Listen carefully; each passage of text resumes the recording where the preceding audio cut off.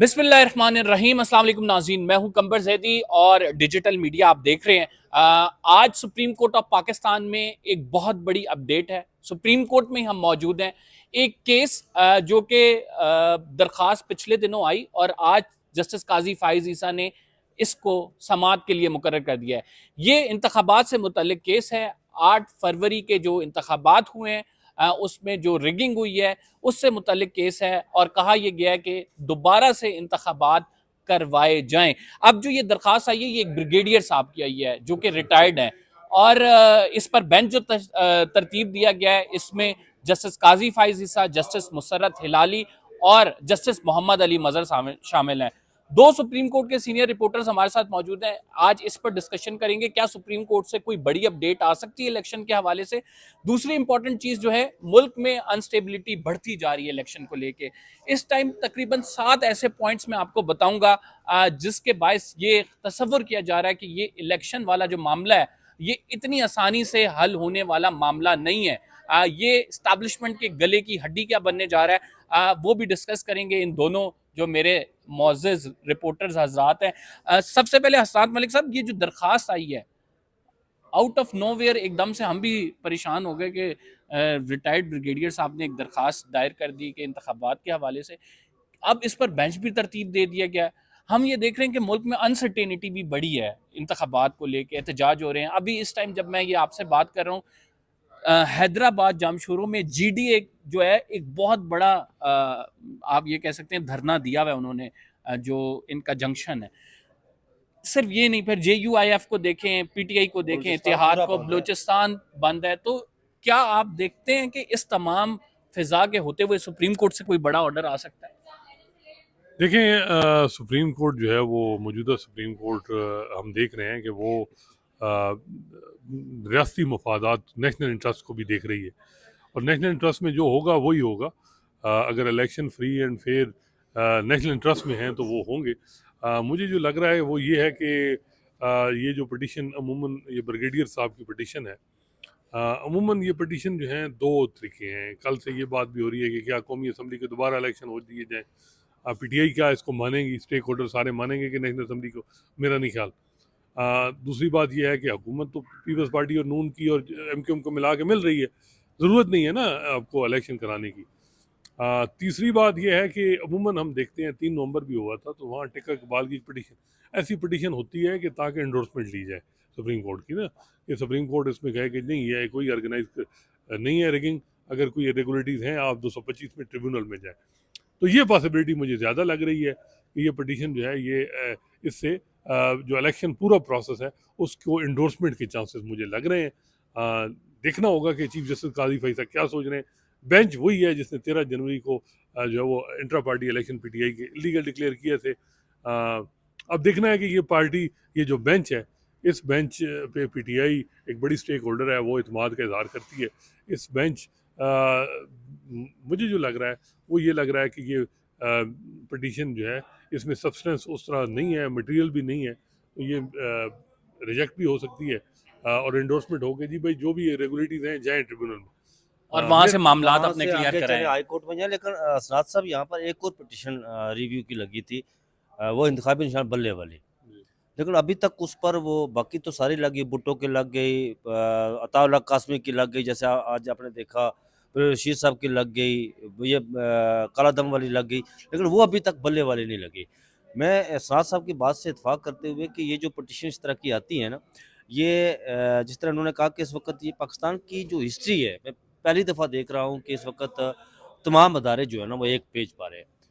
Bench, बार, फिर establishment, और ये फिर सारे सुप्रीम कोर्ट, ये सारे बेंच बार वही है ना, ये एक पेज पर है। और ये पिटिशन जो करवाने का जिस बंदे ने की, ब्रिगेडियर रिटायर्ड अली नामी को है, और ये मकसूद यही था कि इस पर वो इंडोर्समेंट ली जाए, मोहर तस्दीक सबत करवाई जाए। ठीक है जी, ये इंतखाबात जो हुए हैं ठीक हुए हैं, जहाँ पर कहीं बेज़ाब्ती हुई है वो अब जाए इलेक्शन ट्राइब्यूनल के पास, वहाँ से फिर हाई कोर्ट में, फिर वो यहाँ जब केस आएंगे तो उसके बाद देखा जाएगा। लेकिन यहाँ पर इंतखाबात में बेज़ाब्ती तो बहुत हुई है ना, वो तो हर जगह, ये पाकिस्तान की सियासी तारीख में पहली बार हुआ है कि हारने वाला कहता है कि ये मेरी, जीतने वाला कहता है ये मेरी सीट नहीं थी, ये जो हारा है दूसरे नंबर पर ये उसकी सीट थी।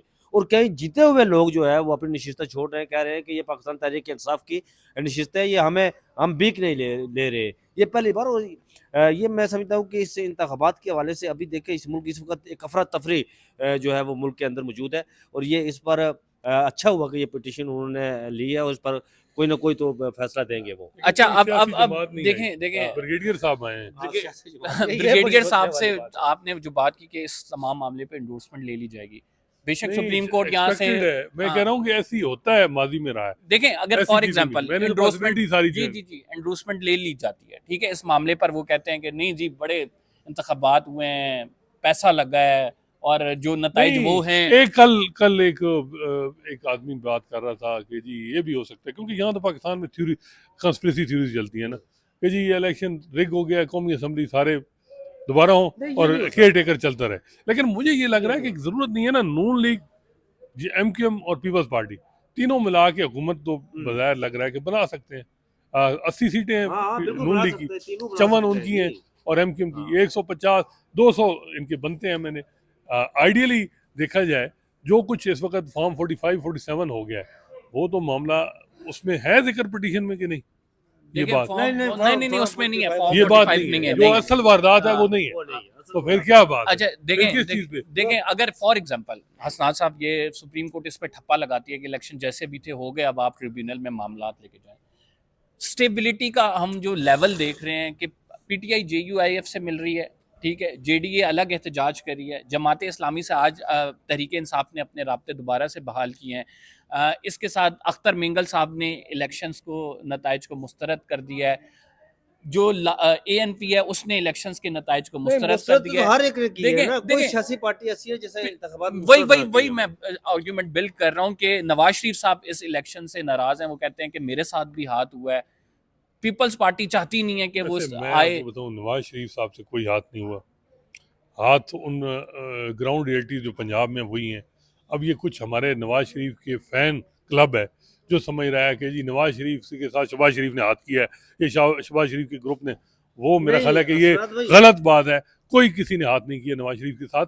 नवाज शरीफ साहब जो ग्राउंड रियलिटीज है पंजाब की, वो उनको अंदाजा आज आपने सोहेल वड़ाई साहब का एक छोटी सी बात, सोहेल वड़ाई साहब का आज आपने कॉलम पढ़ा, उन्होंने कहा कि दो बड़े जो हैं वो नवाज शरीफ के साथ बिल्कुल ऑन बोर्ड थे, लेकिन नीचे वाली आवाम जो है वो ये कहती थी कि नहीं, चेक एंड बैलेंस होना चाहिए। देखें ये बातें नहीं होती, आपको पता है कि ये दो बड़े, वहाँ आप जितने भी हज़ार खिलाफ, वहाँ बड़ा डिसिप्लिन होता है, कोई भी नीचे ऐसे नहीं है कि जो ऊपर से आर्डर आए और उससे हट के कोई चीज़ हो, ऐसी बात नहीं होती। बाजार ये लग रहा है कि चीज़ें आउट ऑफ कंट्रोल हो गई। ऐसा ही है, लेकिन मैं आपने एक हद तक, इन्होंने ये था कि जी क्या नाम है, मोबाइल बंद हो गए, लोगों को एक्सेस नहीं होगी, निकलेगा नहीं, टर्नआउट निकलेगा नहीं, और नून लीग एक बाजार ये लग रहा था कि इतने वोट हर हल्के में लेगी, लेकिन वोटर जो था सबको अंदाजा था कि अगर PTI का वोटर निकल आया तो फिर मुश्किल हो जाएगा, ये हर कोई कह रहा था। लेकिन असरात भाई जिस तरह आप बल्ले का निशान, उसने नुकसान, लोगों ने अपने कैंडिडेट देख के वोट किया है, ढूंढ के भाई मैं जिस तरह ये बात कर रहे हैं ना, मैं समझता हूँ कि मियां नवाज शरीफ साहब जब अक्टूबर में 3 अक्टूबर से वो जब ये बिल्ड होना शुरू हुआ कि वो आ रहे हैं पाकिस्तान, मैं समझता हूँ कि जो भाबे किस्म के जो तजज़ियाकार है ना, उन्होंने नवाज शरीफ को मरवाया है। वो उन्होंने कहा जी कि मियां साहब 110 से 20 सीटें लेंगे, पूरी फजा सजगार है, सब कुछ मामला था, लेकिन उनको वो बाबे किस्म का तजज़ियाकार थे, उनको ग्रांड रियलिटी का पता नहीं था, वो ज़मीनी हक़ाइक़ के बारे में उन्हें पता नहीं था।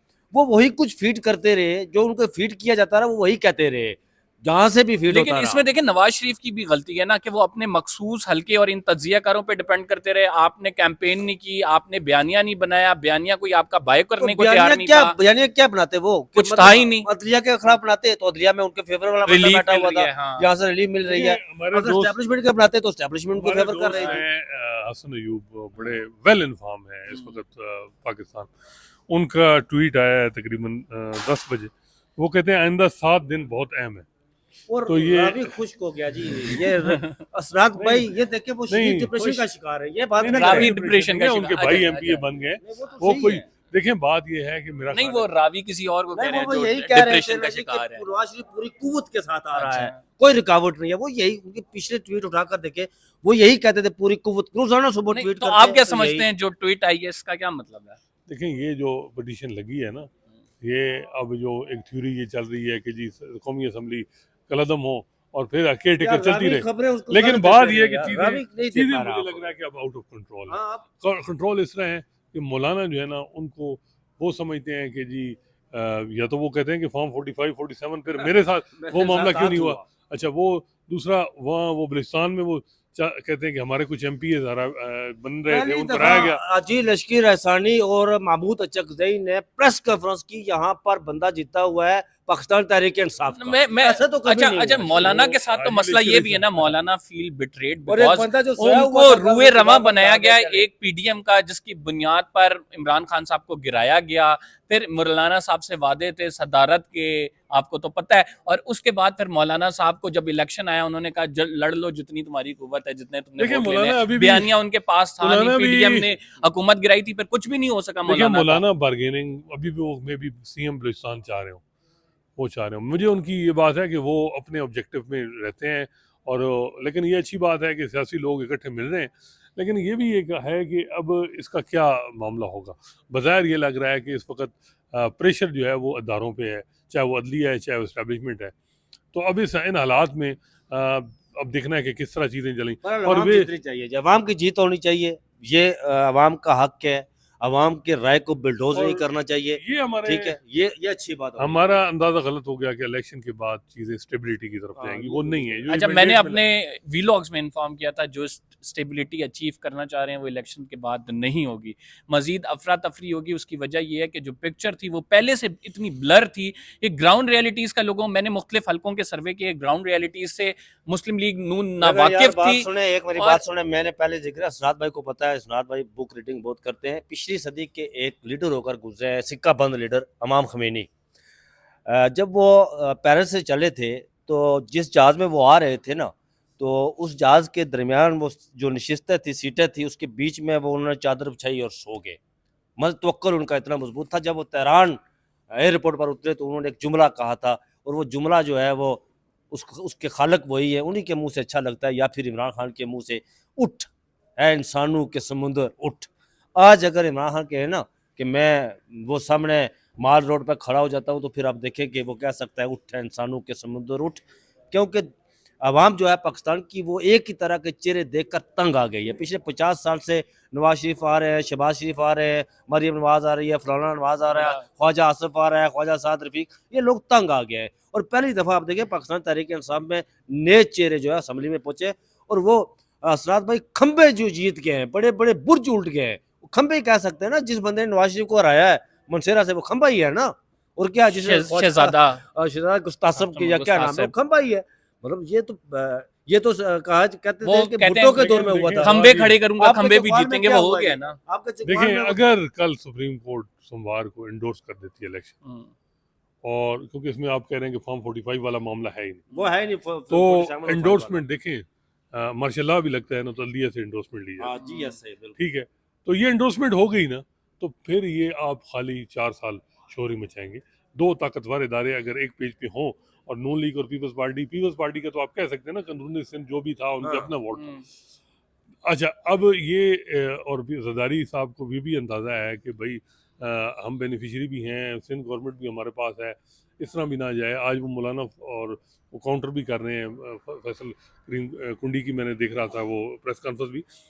तो ये मुझे लग रहा है कि कम्बिनेशन यही चलेगा। ये पटिशन बड़ी है, मैं अगर इसमें चीफ जस्टिस काजी फैसा हर चीज़ को एंडोर्समेंट कर देते हैं, जिस तरह वो अपने इंट्रा पार्टी इलेक्शन के मामले में भी उन्होंने लीड फ्रॉम द फ्रंट किया और कोई बेंच नहीं, तो ये भी देखें। और पार्टी का शहजादा बिखेर दिया, लेकिन उसके बाद हासिल क्या हुआ ये देखिए ना, लीड फ्रॉम अच्छा लीड फ्रॉम द फ्रंट किया, वही मैं आपकी बात को लेकिन रोज बात करूंगा ये कि हुई। Sir lead from the front किया आपने, पार्टी से उसका निशान ले लिया, उस निशान के बाद इंतखाबात हुए, लोगों ने उस इंतखाबात में सर ये एक सेकंड, ऊपर वाले बंदे को मीनार दे दिया गया, नीचे नून लीग वाले को या किसी और बंदे को मीनार दे दिया गया। उस इंतखाबात में लोगों ने अपने कैंडिडेट्स ढूंढ के वोट किया, डिस्पाइट ऑफ द फैक्ट्स के सर्विस वहां पे नहीं थी, नहीं पता था लोगों को। मुझे लगता है जो 3 सजाएं आखिरी हुई और खासकर जो इद्दत फैसला है उसका पाकिस्तान में जो खवातीन है उनमें स्ट्रॉन्ग रिएक्शन आया।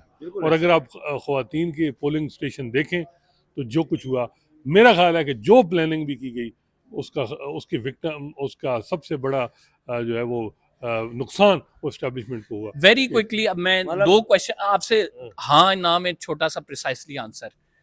क्या हम देख रहे हैं कि इदारे अगर हमें एक पेज पे नजर आते हैं, सुप्रीम कोर्ट, एस्टैब्लिशमेंट, और वो इन इलेक्शन को कहते हैं बिल्कुल यस है, आप इलेक्शन ट्रिब्यूनल्स में जाएं, अपने केस लड़ते रहें, उसके बाद देखेंगे फैसला क्या करना है, अभी हुकूमत बनेगी। अवामी प्रेशर से, लोगों का प्रेशर, पॉलिटिकल पार्टीज का प्रेशर, मौलाना और पीटीआई का प्रेशर, क्या ये वर्कआउट करके जो चूचू का मुरब्बा बनेगा उसको गिरा सकेंगे, या फिर ये हा हू चलती रहेगी? देखें, ये अब कहना बड़ा मुश्किल है, लेकिन एक बात यह है कि रिजल्ट डिज़ायर के मुताबिक नहीं आए। हर कोई रो रहा है, हर कोई ही सिवाय पीपल्स पार्टी के मुझे लग रहा है कि हर कोई मुतमईन नहीं है इस रिजल्ट से।